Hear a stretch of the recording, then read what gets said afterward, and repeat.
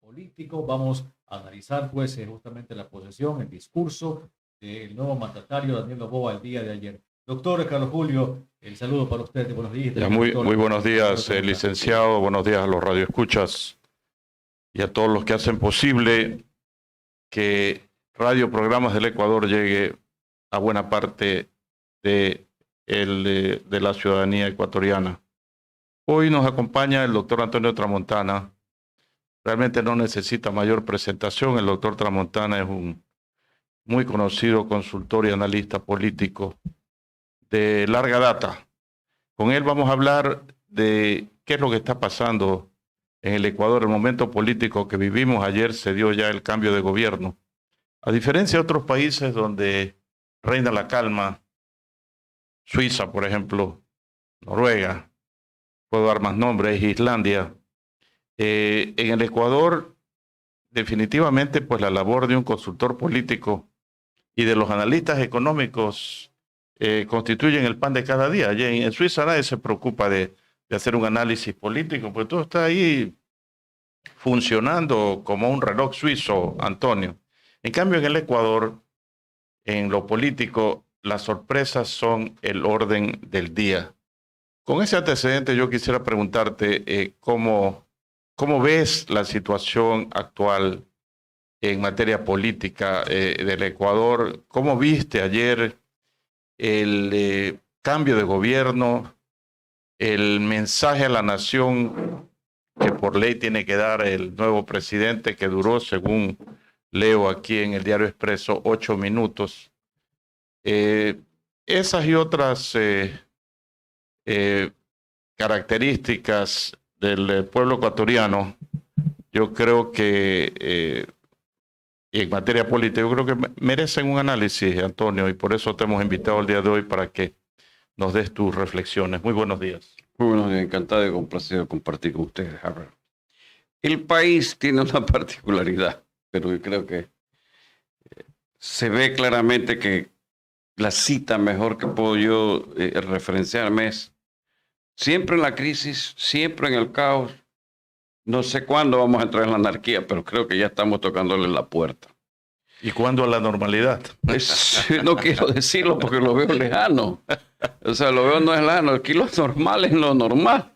Pero en todo caso, ya se inauguró el mandato del presidente actual, elegido legítimamente en urnas. ¿Tú qué tuvo? ¿Un discurso de 8 minutos? Sí.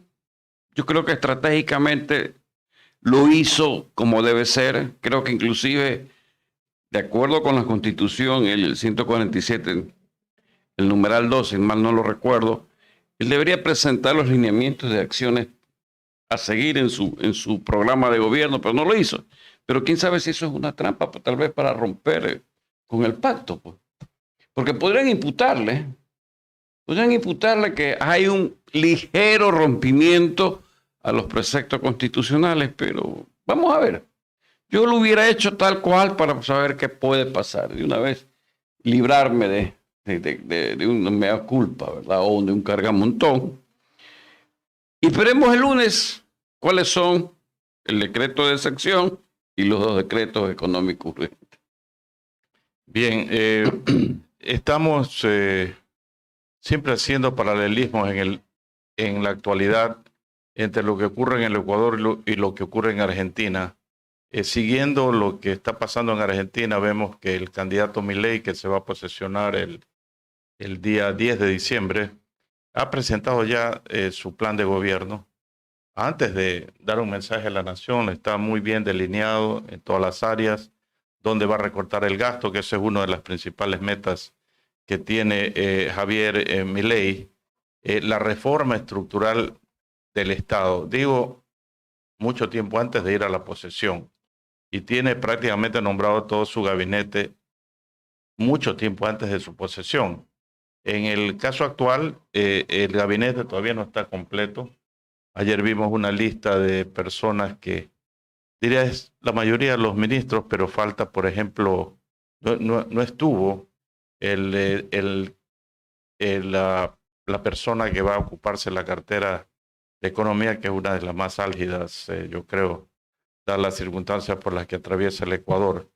¿Cómo ves tú, que conoces también de la política argentina, por qué allá sí se pueden hacer ciertas cosas y acá nos estamos quedando un poco rezagados, más allá que ya se dio el cambio de gobierno? Porque hay que decirlo de esta manera, más allá que no le gusta, no le gusta el mandatario. Fue fortuito su primera vuelta. Entonces, de ahí para adelante, corría ya la verdad, ganó, por supuesto, nadie le va a negar eso. Pero armar un gabinete estaría difícil y los nombramientos subsecuentes, como pongamos SENAE, como pongamos CERCOP, como lo que es SRI, como que se refiere al SNAI y otros derivados. Yo pregunto, ¿ya están nombrados? Creo que no todavía. ¿No? Bueno, SNAE sí creo que está alguien, pero SRI no sé. Y SRI es fundamental para que el Ministerio de Finanzas funcione, pues, ¿verdad? Claro. O sea, entonces, ¿lo espera que lo nombre el ministro de Finanzas o lo nombra él? Pues viene la pregunta. CERCOP, si no hay un director del CERCOP, ¿cómo se contrata en el Estado? El famoso SNAI, el famoso, ¿cómo se llama esto de los PPL? No sé cómo se llame, pero bueno, de triste recordación siempre. Y así sucesivamente tendrá que en un momento dado estructurar bien la parte de la administración pública y coparla.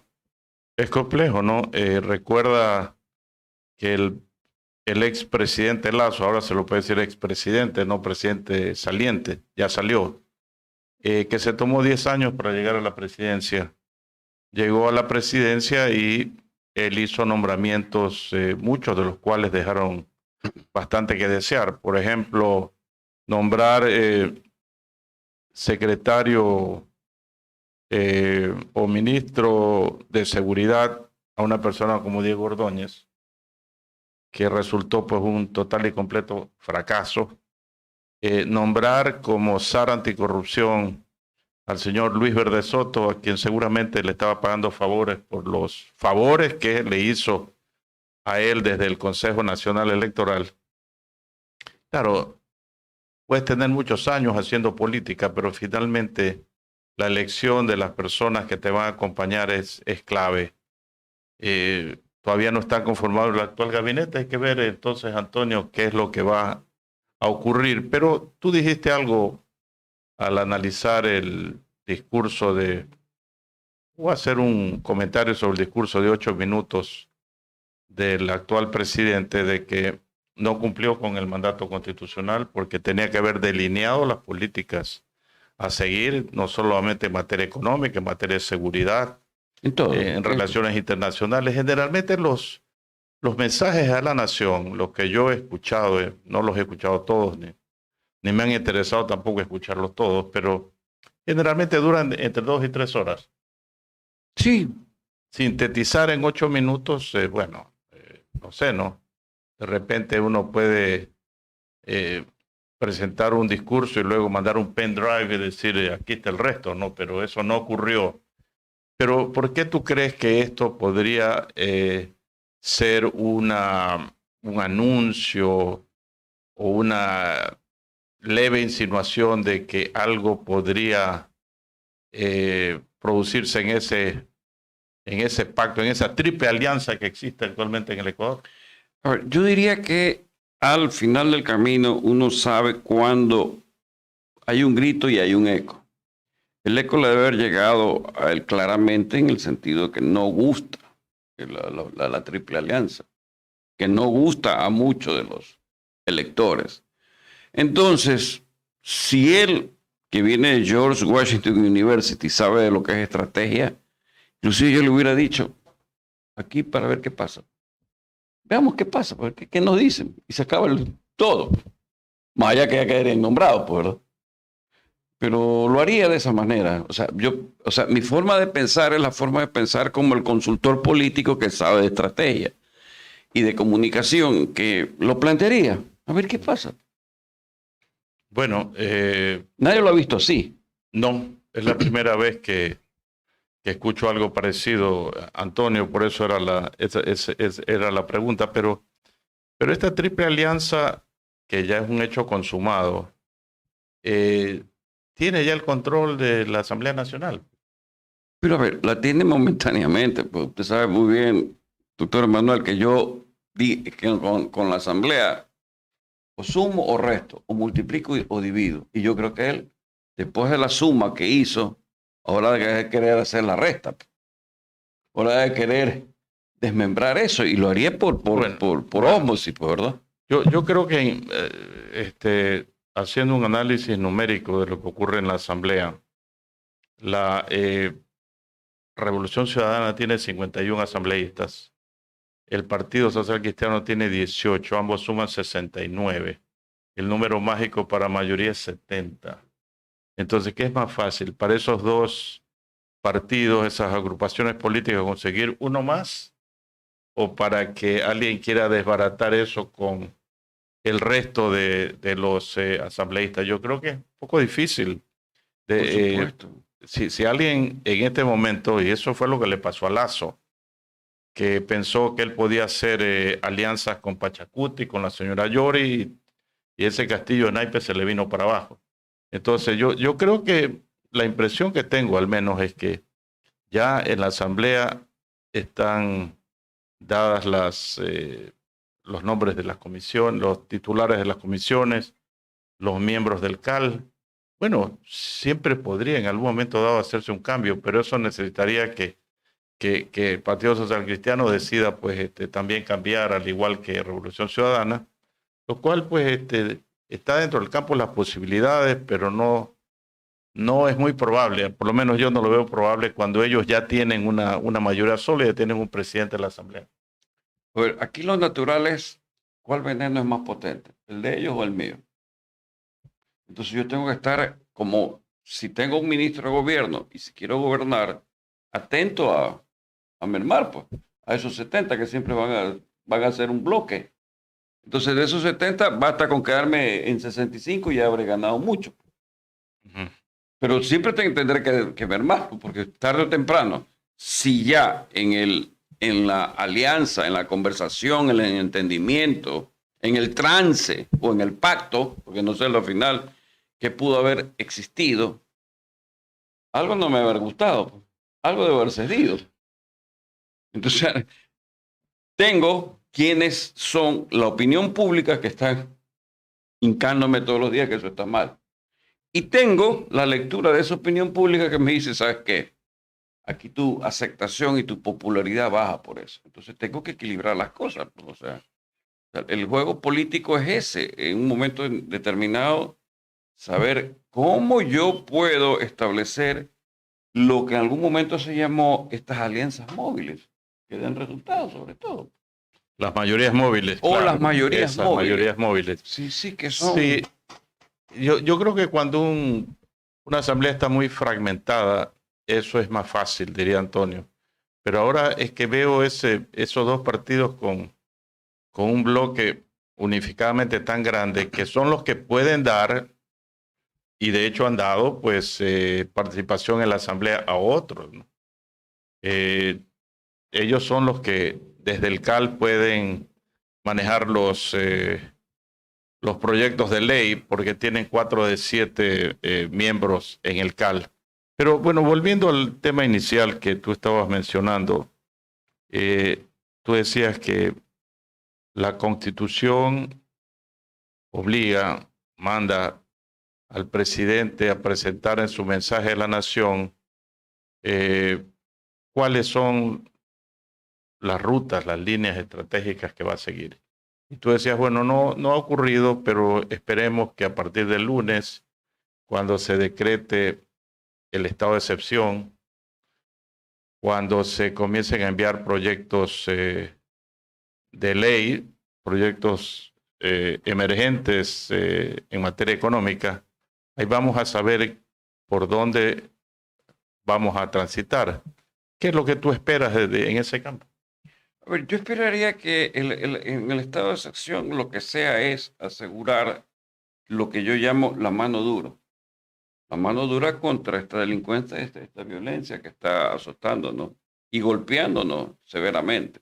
Eso esperaría como un marco conceptual. Ahora, sabemos que, y dicho por el ex ministro Arosemena, que en caja quedan 170 millones de dólares, y dicho por él que se le demandan mensualmente 1.300 para sostener el aparato burocrático, que en su mayoría no es todo burocracia, sino que hay militares, policías, médicos, enfermeras, y hay maestros y hay otras derivaciones en ese sentido. ¿Y qué tengo?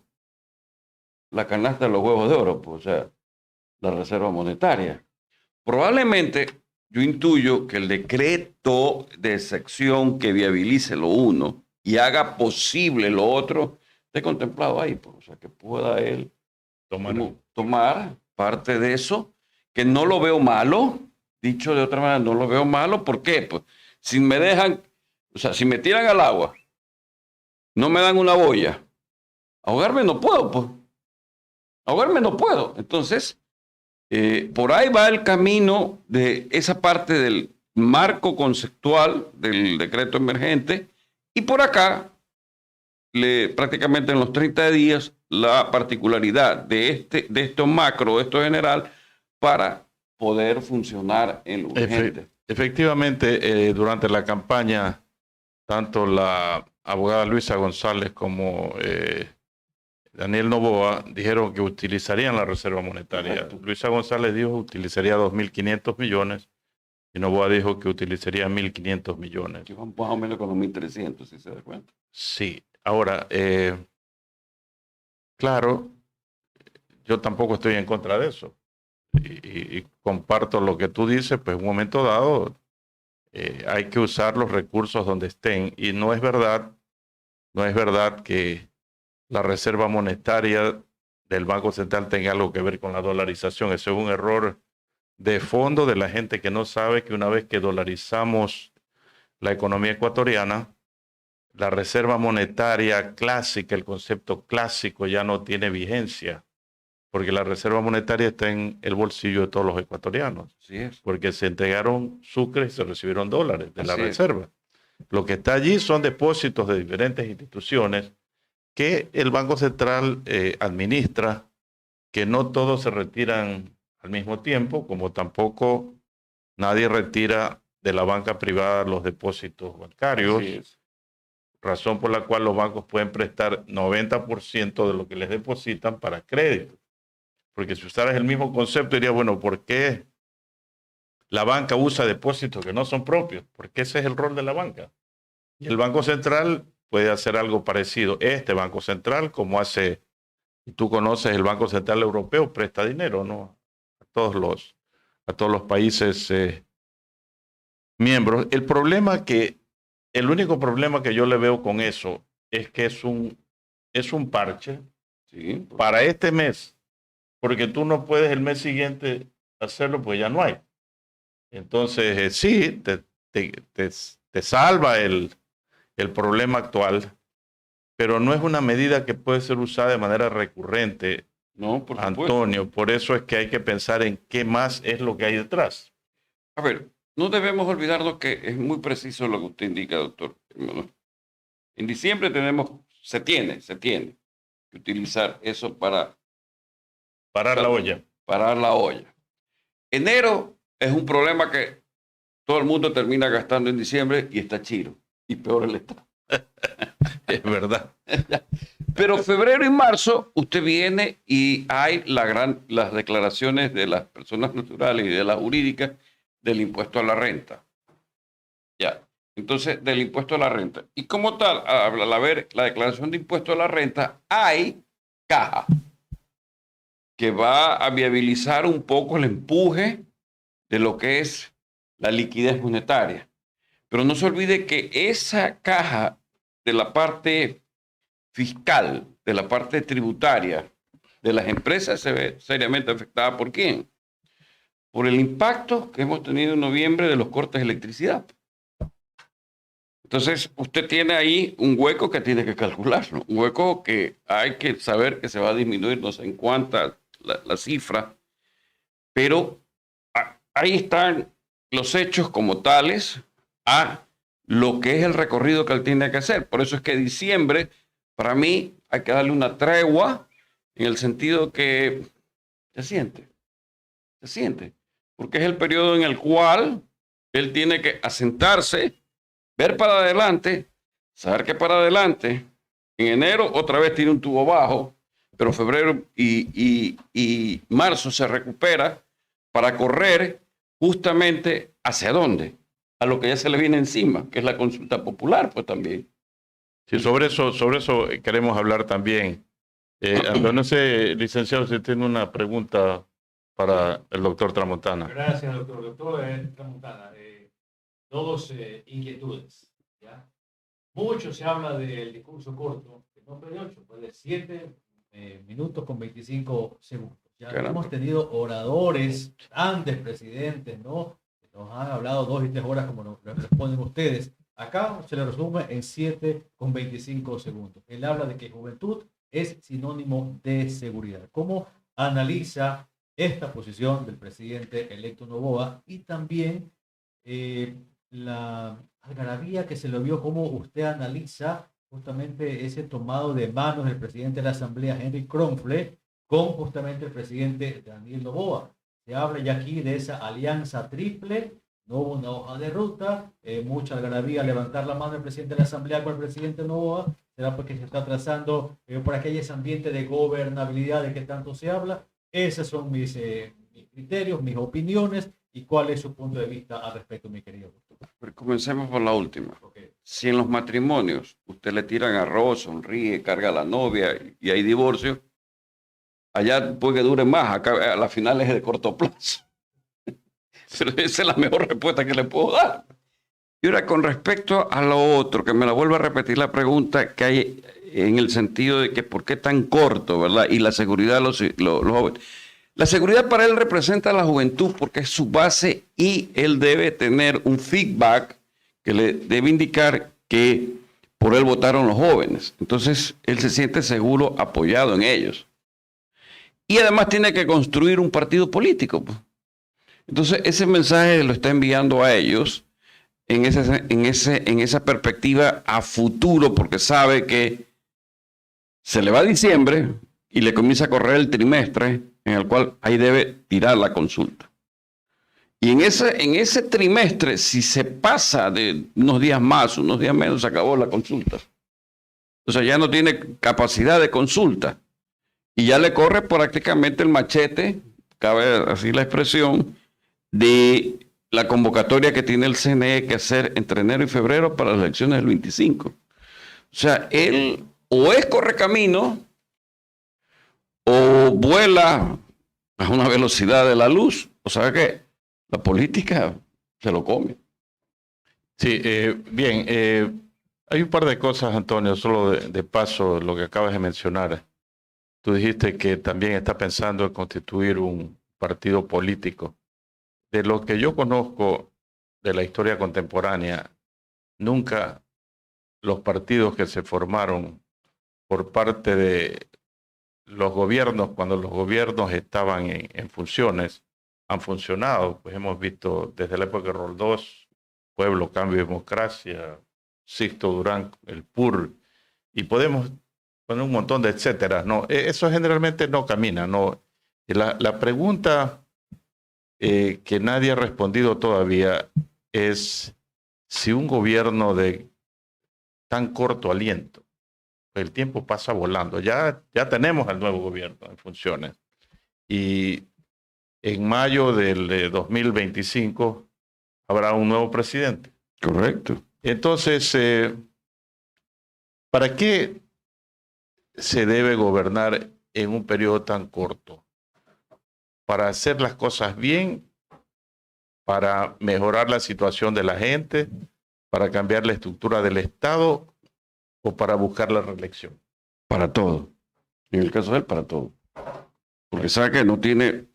En primer lugar, tiene que cumplir con su compromiso o su promesa de campaña. Y dos, al final del camino, después que vea lo que le va a pasar al exmandatario Lasso, va a pensar en que tiene que armar algo para que lo defienda. O sea, el mandatario saliente de apellido Lasso, Mendoza, creo que al final de su mandato jugó a la Feria de la Alegría, repartiendo todo. ¿No te pareció similar a No lo sé que decía- haya repartido, no quiero preguntar, pero ya, No, más allá no. de eso. ¿No te parece similar a lo que hizo el candidato Massa en Argentina y no le resultó? Correcto, o sea, no entiendo, digámoslo así, pero bueno, sí entiendo. La vanidad, el ego, la soberbia, son unos venenos poderosos. Terrible.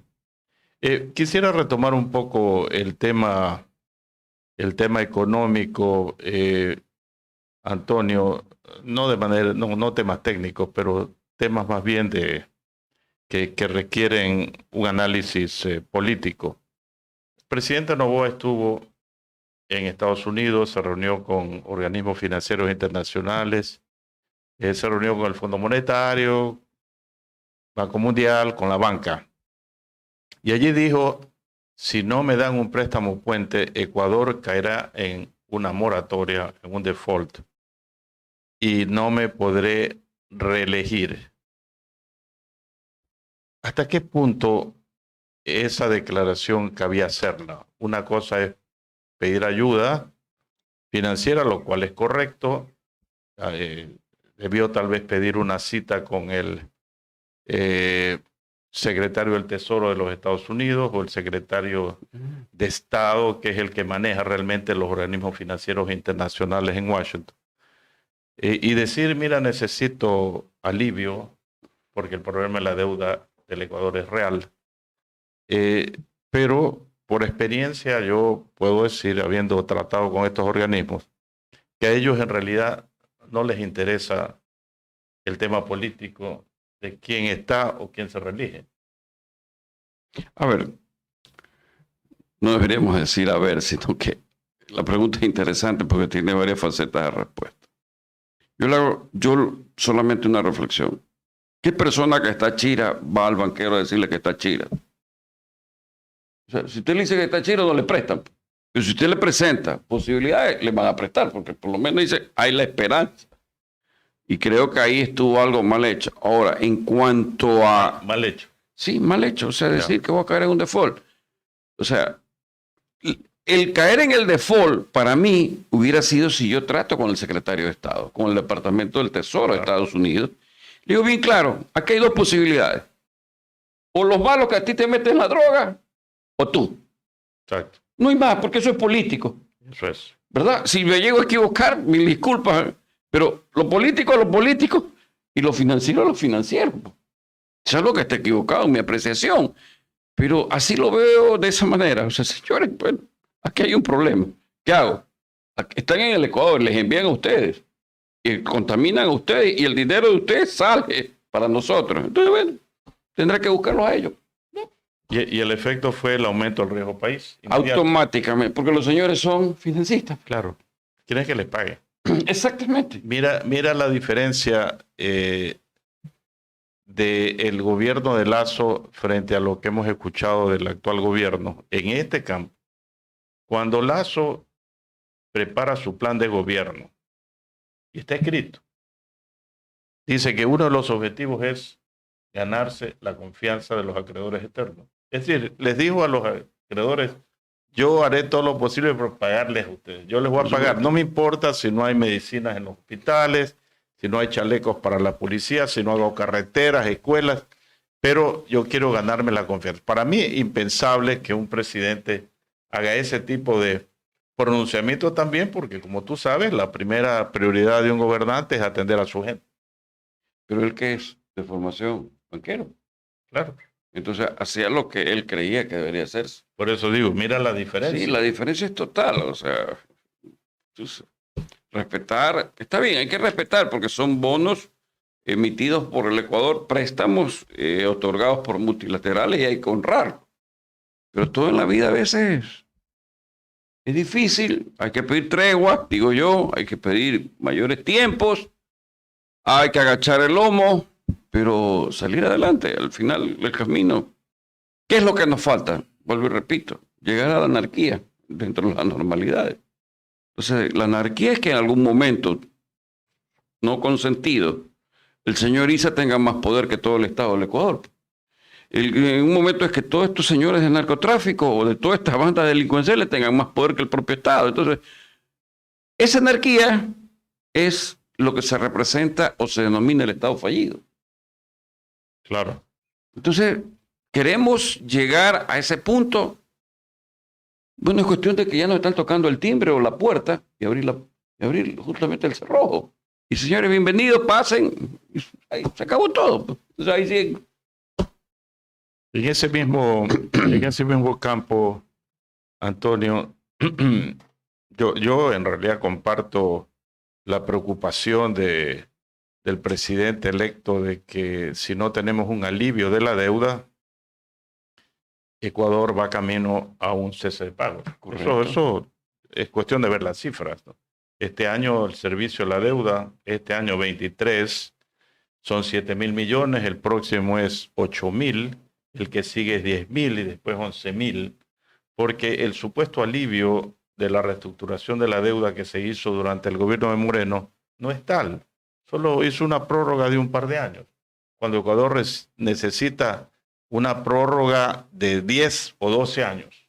Entonces nos va a golpear y en eso coincido que si no hay un alivio, vamos a la moratoria. Ese es un tema que no tiene nada que ver con si me reeligen o no me reeligen, que son dos cosas completamente diferentes. Pero en esa misma línea de pensamiento, tú decías hace un momento, bueno, se usa la reserva monetaria, tapamos el bache de diciembre, porque no se puede volver a usar la reserva, porque no hay, pues además la reserva de 9.000 millones ya ha caído a 5.000 y pico durante el gobierno de Lazo. Claro, por honrar deuda. Claro, por supuesto, por supuesto.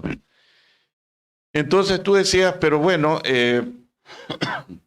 vamos a tener que esperar, enero no será un buen mes, pero de repente ya marzo hay ingreso de...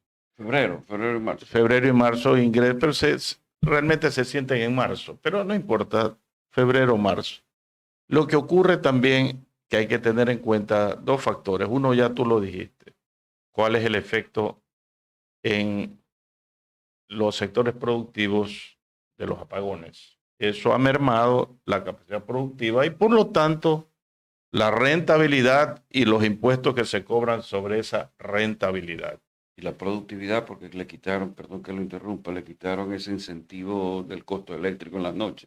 Claro, así es, así es. Pero adicionalmente, Antonio, hay un tema que no se puede soslayar, y es que el propio Banco Central, con los directivos del propio señor Guillermo Lasso, han anunciado que este año, 2023, el crecimiento económico del Ecuador a lo sumo será 1,5%. que es exactamente igual al crecimiento vegetativo de la población. Es decir, no vamos a tener un crecimiento. Y si tú ves las cifras desde el 2018 hasta la fecha, podrás darte cuenta de que el Producto Interno Bruto no ha crecido para nada. ¿Dónde va a impactar esto? En las recaudaciones tributarias. Total y completamente, pero va a impactar más en una sola cosa, que es la capacidad de empleo. Y la capacidad de empleo, ¿dónde impacta? En la chirez de la gente, en el parar la olla del día a día. Exactamente. Entonces la pregunta es, bueno, si yo no puedo dar empleo a una población flotante, ¿quién se la puede dar? La más triste respuesta que yo podría hallar, que ojalá esté equivocado, también lo planteo, es que sean los señores que están en las bandas o en el narcotráfico. Porque la familia ecuatoriana tiene un problema gravísimo. El problema es que no le alcanza el dinero, el problema es que hay que parar la olla, el problema es que a veces tiene chirez y el problema es que sus hijos se ven afectados por esta permeabilidad de la droga en los hogares. Entonces, ¿qué queremos? Yo diría que... Ese es el trabajo alternativo, ¿no? Correcto, el trabajo alternativo de los barrios. Claro. Que yo soy dueño de 4 esquinas, de 10 esquinas de este barrio, aquí reparto yo, tú no repartes, si quieres meterte te mato, yo me meto matándote a ti. Y ahí entra el tema de las vacunas y todo Entonces, eso. entra toda una temática que para mí la vacuna, tal cual he escuchado voces, también obedece a determinados sabidillos que se creen que mandan un papel y al rato a la hora no es natilla de coco, como dicen algunos. Que no son nada. Que no son nada. Sí, también es eso. también hay todo de estas expectativas en las cuales, más allá de las expectativas o que vayan a creer que son percepciones, son realidades que viven el día al día. Entonces, Antonio, el problema financiero, el problema financiero es uno, que se lo resuelve o se lo enfrenta en la forma como hemos estado hablando, y el problema económico es otro, ¿no? Porque lo financiero no es lo económico, ¿no? Lo económico es cómo hago crecer la economía que no crece, Exacto. cómo genero empleo, cómo reactivo el sector productivo. Todos estos temas, entiendo yo, me darás también tu criterio, deben esbozarse por parte del ministro de Economía designado en su primera presentación pública. ¿Qué es lo que va a hacer? A ver, yo considero que dos ejemplos ilustrativos para entendernos con quienes nos están acompañando en esta transmisión. ¿Cuál es el problema económico? El problema económico del Ecuador, que es financiero a la vez, es de esta gran cisterna que yo llamo, largo, ancho y profundidad. Entonces, en la cisterna le está saliendo más agua a la que está entrando. Claro. Hasta ahí el problema económico. Es más, te voy a decir algo. Nosotros estamos enviando dólares al exterior por pago de deuda externa y otros temas en cantidades superiores a los dólares que entran, es lo que tú estás diciendo. Correcto. Lo que nos convierte, curiosamente, como país en desarrollo subdesarrollado, en exportadores netos de capital, lo cual es un contrasentido. A ver, y luego que está el contrasentido, que aquí entra y aquí sale, es, bueno, lo que está entrando, ¿cómo lo pago? Exacto. Entonces, si no tengo para pagar lo que está entrando, está saliendo más lo que entra, tengo verdaderamente un problema serio. Y no porque la leche esté en un vaso de agua y para que haya más dólares usted le echa más agua a la leche. Porque si no, viene el problema que se convierte en un producto ni leche ni agua. Entonces, son los sofismas de esta parte de la economía. Yo sostengo, y lo vengo diciendo y creo que con usted lo dije, yo digo, si los Estados Unidos en la Segunda Guerra Mundial, la referencia a la película Oppenheimer, el padre de la bomba atómica, se gastaron 2.000 millones para crear la primera bomba atómica de Hiroshima y vino el desarrollo atómico para ello. Nosotros quemamos 2.500 millones en la refinería de Esmeralda. ¿Y? 2.500 para repotenciarla y nada.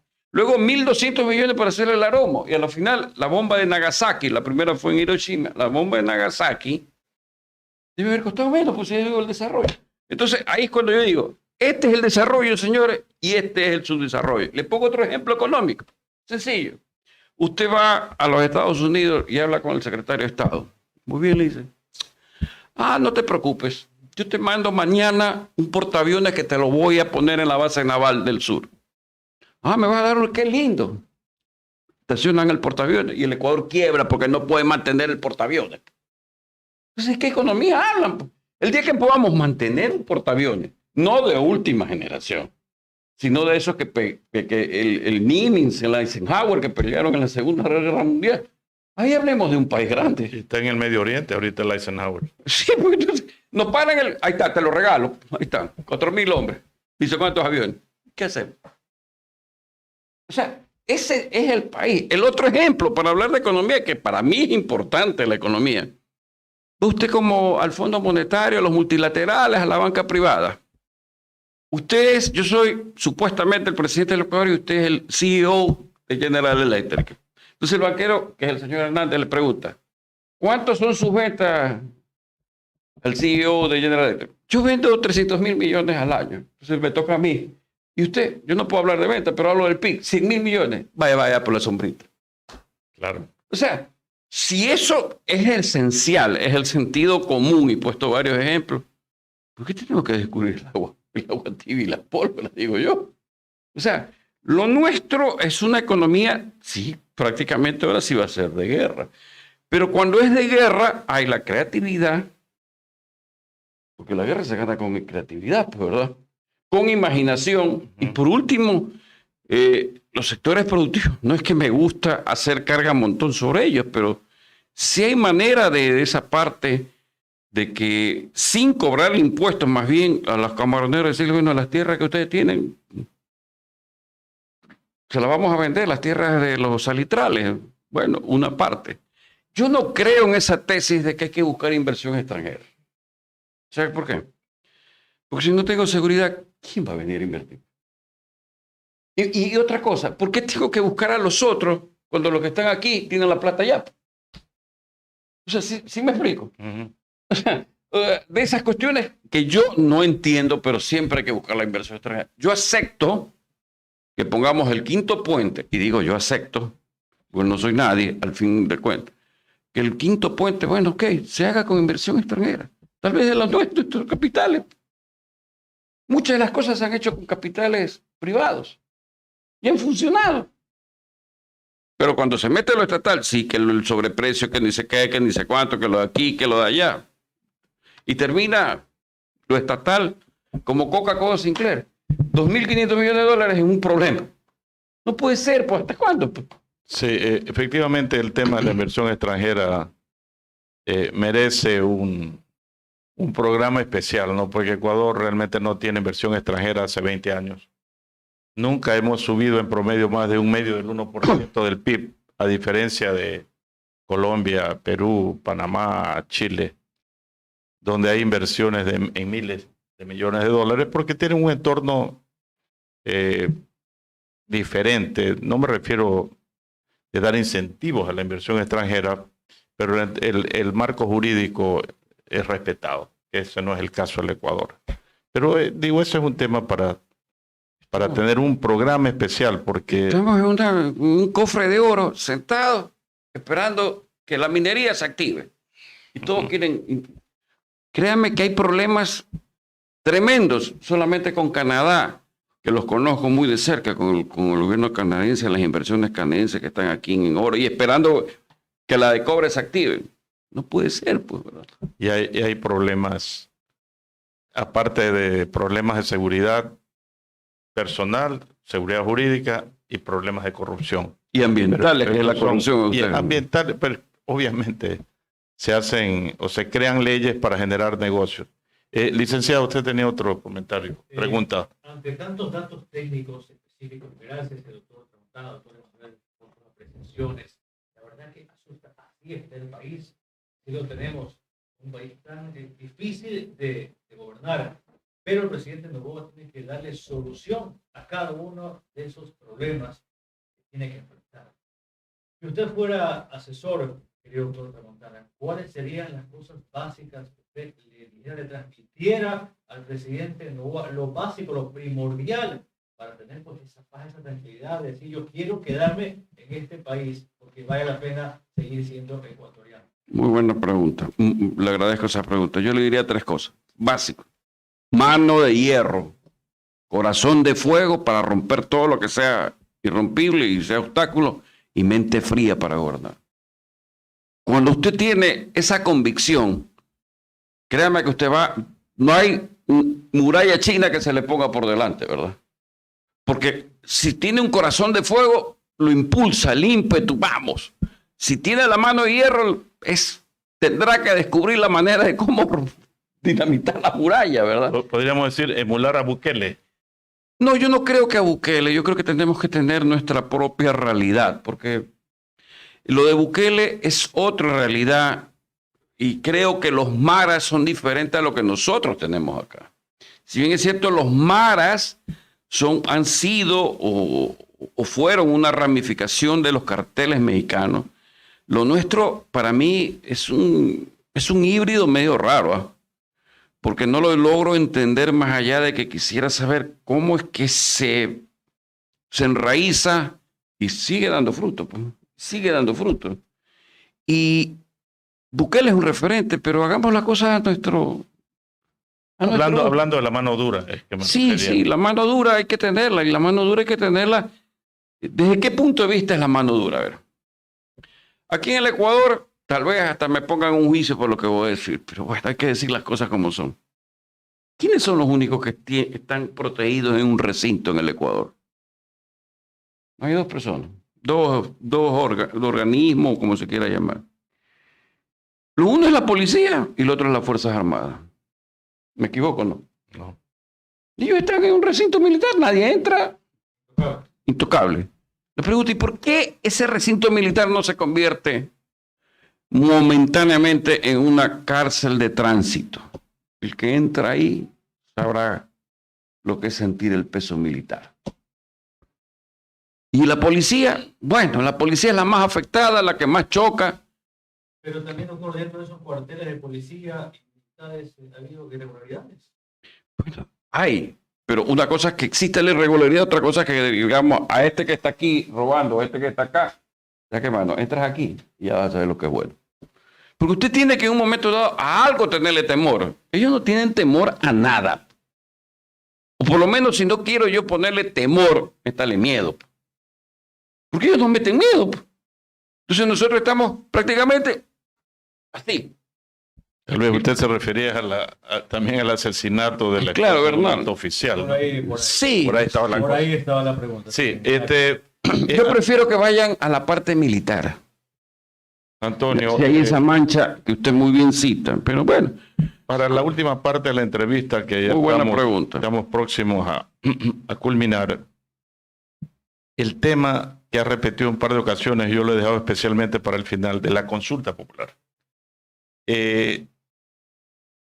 El gobierno Moreno hizo una consulta popular, el de Lazo hizo una consulta popular, ahora tenemos el anuncio que va a haber otra consulta popular. A mí me preocupan mucho los tiempos. Este no es un gobierno de 4 años, es un gobierno de 1 año y medio. Yo vi el procedimiento, ¿qué te puedo decir?, tortuoso en el gobierno de Lazo, de llamar a una consulta popular para lo cual estuvieron estudiando varios grupos y hay múltiples reuniones para formarlo. Escuchaba siempre al ministro Francisco Jiménez, ya tenemos el banco de preguntas. Tal vez banco usan porque Lazo era banquero, no sé, porque en vez de hablar de un set de preguntas, Correcto. de un grupo de preguntas. Una batería. Pero tenemos un banco de preguntas. Y yo decía, bueno, y de ese banco de preguntas, ¿por qué no salen ya las preguntas? Entonces se demoraron hasta que finalmente salieron 8 preguntas, creo que fueron 8, para que vayan a la Corte Constitucional para el filtro correspondiente. Y luego el pueblo ecuatoriano votó en contra de todas y cada una de esas preguntas. Se gastó una buena cantidad de dinero, no se ganó absolutamente nada, el gobierno perdió no solo dinero, sino también tiempo que pudo haberlo dedicado a hacer otras cosas. El gobierno se desmoronó. Eso es. Se desmoronó. Se vino abajo la torre. Perfecto. Entonces, ahora, Antonio, hablar de una consulta popular, como tú sabes, hay un dictamen, mejor dicho, una sentencia dictamen de la Corte Constitucional, si mal no recuerdo, de abril de 2019, donde están aprobadas 10 preguntas que ya pasaron el filtro constitucional para reformar la estructura del Estado, que el Congreso, que la Asamblea se llame Congreso, que sea bicameral, senadores, diputados, que se reduzca el número de sus miembros, que se elimine la función de transparencia en el Ecuador. Son en total 10 temas que tú las conoces. Puro bla bla. Ya. Digamos, son para supuestamente cambiar la estructura del Estado. Todos los gobiernos. Forma. Sí, todos los Yo gobiernos. voy a hablar de fondo. Todos los gobiernos han coqueteado con poner en vigencia esa reforma, pero no la han hecho, esa consulta.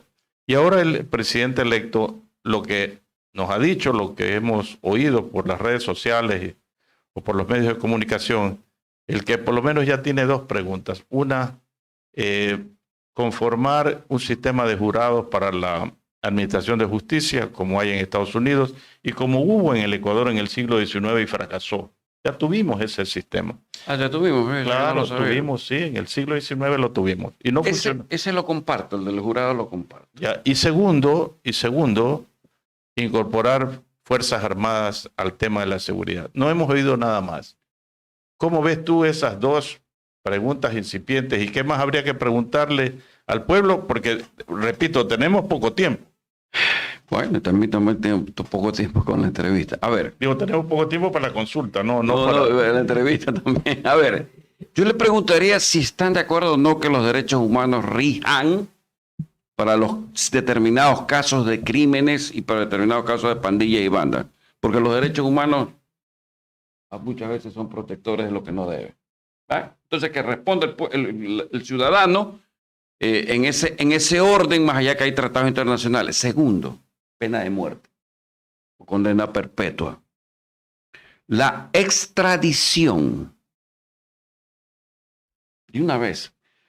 Preguntaría, ¿sabe qué también? Nuevamente, ¿está usted de acuerdo que se siga o no se siga extrayendo el petróleo del bloque 43 ITT? Nuevamente la preguntaría. Claro, me dice usted, pero hay un candado, sí, pero ya cuando pregunte, ya el candado pasó, el del año.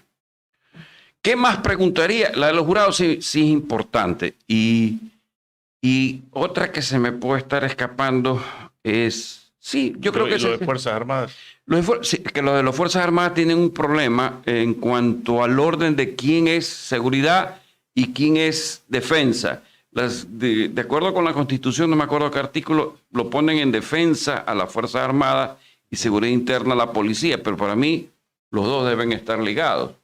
Entonces, esencial las otras dos preguntas, que a mí me fascinan, creo que usted ya está en esa parte opcional que yo todavía no estoy.